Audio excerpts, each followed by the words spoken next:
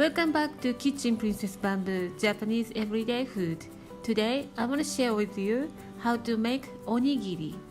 Onigiri is rice ball in Japanese. This is the very basic of Japanese cuisine. At the beginning of October, it's the season for the rice harvest. We appreciate newly cropped rice because it tastes special. New rice has a special meaning to us because the rice represents the life itself. I will introduce you to 8 basic and popular onigiris, which you can find anywhere in Japan. Let's get started.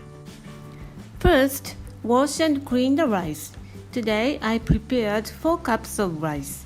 Pour water to cover, swirl your hand several times, then pour out the cloudy water to another bowl. Swish your hand like this, pour a generous amount of water, then pour out the cloudy water. Repeat the process, then take out onto the sieve. Don't throw the water, but water your plant. The cloudy water is nutritious and your plants grow well. Cook in a rice cooker with a piece of umeboshi. Now let's prepare the fillings. Salted salmon. We can find salted salmon in any grocery store in Japan, but I don't think this is an accessible ingredient almost all over the country. Here's how I make salted salmon. Slice salmon fillet into 2 cm slices. Sprinkle 1 to 1.2% of salt of salmon weight on both sides. Let it sit overnight in the fridge. The salmon would be sweat a little. That's the sign of the salt penetrate into the flesh. Line a piece of parchment paper in a frying pan. Turn the heat to medium. Place your salted salmon in a single layer. Put the lid on and cook for 5 minutes. Flip, cook another 2 to 3 minutes or until it's done. Take out onto a tray. Take off skin and bones. Crumble the flesh into chunky flakes. Transfer a container and you can keep the salmon flakes up to 5 days in the fridge. Set aside until used. Next, tuna mayonnaise. Take out a can of tuna into a bowl. Add 2 tablespoons of mayonnaise by using fork. Smash the tuna into super fine until it becomes almost like a fiber. Next, okaka. Take out a tablespoon of bonito flakes onto a tray. Moisten with soy sauce. Next one is my favorite, ume tamago. Beat 1 egg and add a pinch of salt. Heat the frying pan on low. Pour the egg mixture and make scrambled egg. The filling is all set. Let's assemble the onigiri. First, we offer the freshly cooked rice to our ancestors. We do this each time we cook rice. It means every day. The most important thing is washing your hands. Don't forget to rub your finger to wash nails. Be sure to use soap with no fragrance. Before making onigiri, tear nori seaweed into desired size.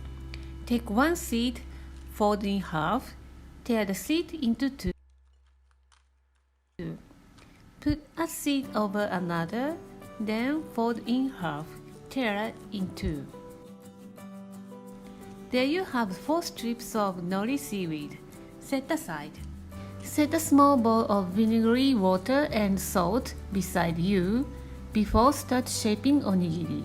First, we are making the very basic shio onigiri. New rice tastes good itself.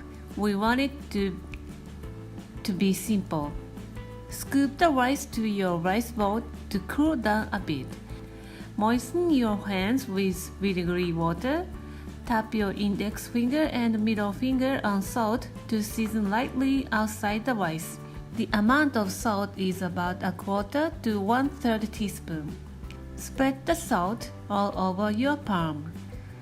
Take the rice on your hand, then shape into triangle. Keep in mind that you don't want to push too hard. hold the rice with your hand, lightly squeezing the grain together. Form your hand in V shape. Rotate the onigiri on your hand. Next, umeboshi. Scoop half a bowl of rice into a bowl. Put umeboshi on the rice. Scoop more rice to cover the umeboshi filling. Moisten your palm with vinegary water. Take some salt, then shape into triangle. Wrap it around with nori seaweed. And put a tiny piece of umeboshi to see what's inside. Repeat the process for each filling. Tuna mayonnaise and okaka is made in the same process. For the salted salmon, I choose sisal leaves to wrap it around for the refreshing smell goes well with fish. For komkelp, I choose to wrap it up with thinly shaved komkelp. We use shaved komkelp for onigiri or udon noodle soup for its umami. If you cannot find it, just use nori seaweed as well. For grilled onigiri, mix the okaka to rice to lightly season. In this case, you have to squeeze the onigiri to stick together. Heat your tamagoyaki pan on medium-high. Grease the surface with sesame oil. Pan fry until brown on each side. The reason why I use tamagoyaki pan is I can cook each side with the edge. Of course, you can use normal pan. When each side browned and well cooked, brush soy sauce and mirin mixture. Brush both sides until smells good. Last but not least, ume tamago.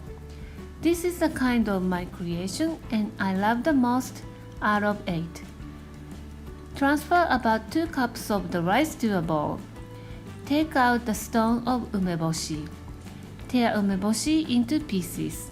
Add salted komkelp and toasted sesame seed and mix to combine. Take out a piece of plastic, then fold into onigiri. There you have 8 different kinds of onigiri. All of it is very popular in Japan. Onigiri can be your breakfast or lunch or even good for your healthy snack. Give it a try and let me know how you like it.